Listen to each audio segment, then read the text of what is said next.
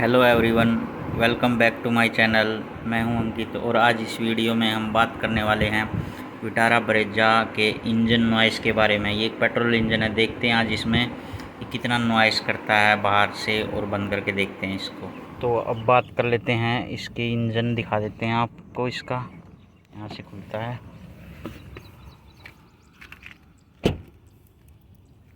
ये है भाई, कुछ इस तरह का इंजन है इसका, जो कि 103 bhp की पावर देते हैं और 138 Nm टॉर्क जनरेट करता है।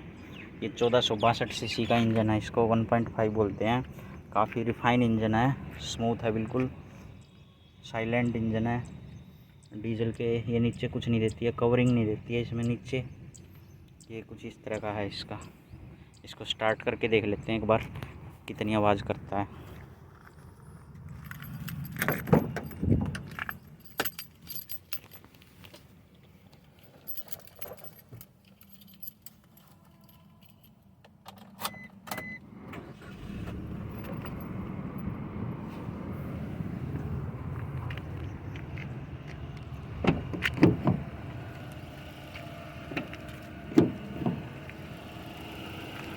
ये स्टार्ट कर दी मैंने गाड़ी।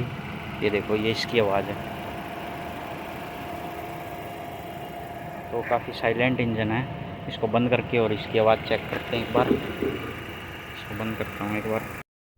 ये बाहर से इतनी आवाज़ करता है, ये इतनी आवाज़ करता है ये बाहर से। तो ये था भाई इंजन नॉइस का रिव्यू। वीडियो देखने के लिए थैंक यू सो मच।